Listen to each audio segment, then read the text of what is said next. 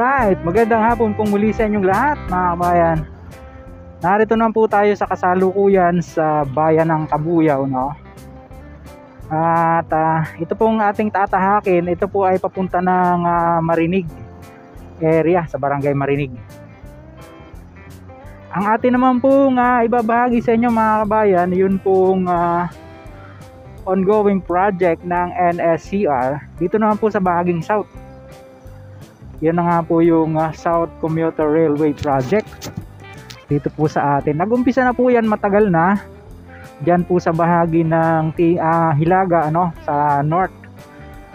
Dyan po sa nag-umpisa sa Clark, at dito po sa atin sa South ay magtatapos po yan sa Calamba area.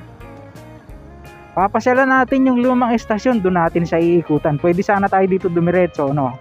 Pero para maipakita ko po sa inyo yung magmula doon sa lumang estasyon, bagaman hindi pa po natin siya ma-figure out kung saan lalagay yung bagong estasyon, ano. Mangyayari po niyan kasi elevated na po yan at magiging moderno pati po yung mga unit, no, yung mga train niya.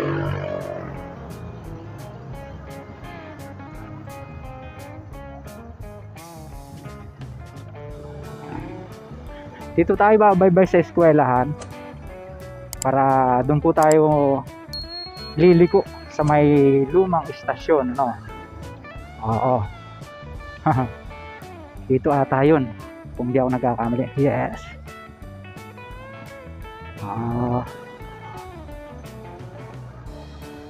Masasamahan nyo po ako ngayong araw, bagaman nagpaalam sana tayo dun sa gwardiya, bawal pa daw eh. So sayang naman po yung biyahe natin papunta rito. Kaya bahala na, ang mahalaga po may-update po kayo. Ito nga po ang inuumpisang project dito ng South Commuter Railway Project na may haba po yung 147 kilometers magmula po dyan sa Clark hanggang Calamba. Oo.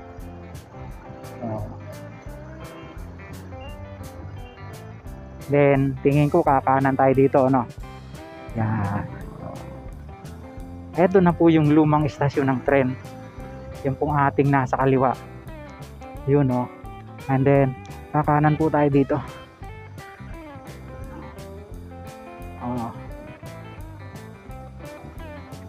Babaybayin lang natin itong gilid ng bakod.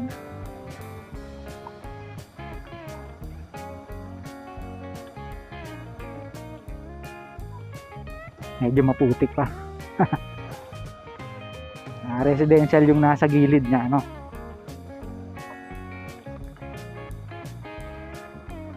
Ay, kiraan po. Poso Negro.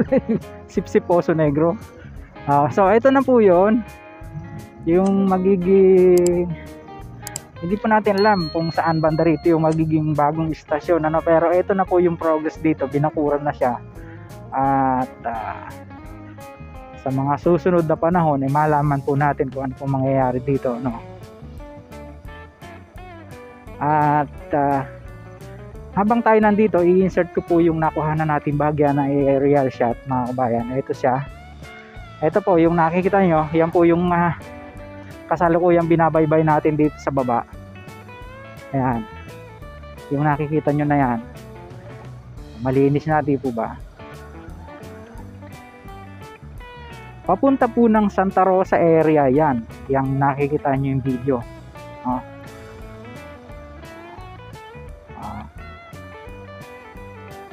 At approaching na po tayo doon sa intersection. Yan namang nakikita nyo na yan, papunta po ng barangay Marinig yan. Papunta ng Butong, ng Bigaa, papunta ng Gulod yan. And then pag ipinihit po natin yung ating camera, yan naman po yung papunta ng town proper.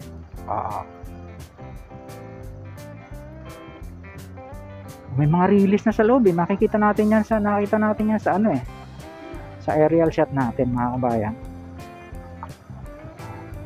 So andito na tayo sa intersection. Kakaliwa po tayo dito. Then babaybayin natin papunta ng Mamatid, no?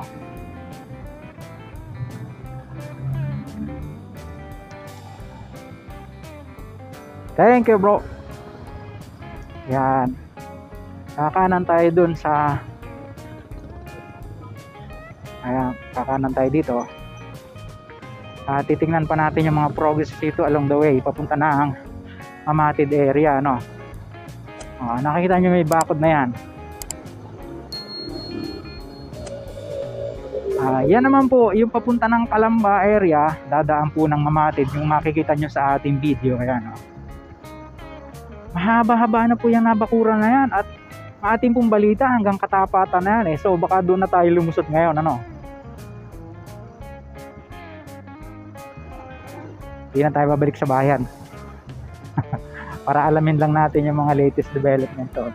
So hanggang dyan na lang po muna pansamantala yung pong ating na-i-update sa inyo na mga latest development po dito sa SCR Cabuyao area po tayo, mga kabayan, dito sa Laguna, no? South Commuter Railway Project ng PNR, na kung saan yan nga po ay gagawing elevated at magiging moderno na siya. So, nakita pa natin yung bakod dito, hanggang doon, malayo pa. Nakita nyo dyan sa tarpaulin. Ayan po yung loan amount ng project na ito sa Asian Development Bank. At mayroon pa pong isang nagpundo rito, yung JICA o Japan International Cooperation Agency. Well, hanggang dito na lang po muna yung pong ating naibahagi sa inyo na update. Mga ngayon lang po napagawi sa ating maliit na YouTube channel. Sana po huwag niyong kalimutang mag-like at mag-subscribe. Pakipindot po ang notification bell para lagi po kayong updated anytime mag-upload po tayo ng video. Kung muli si Kabayang Alex, lagi nagpapaalala, mag-ingat po tayo. Nakita na lang at magpasalamat sa Diyos. See you po on my next vlog, God willing. Bye-bye.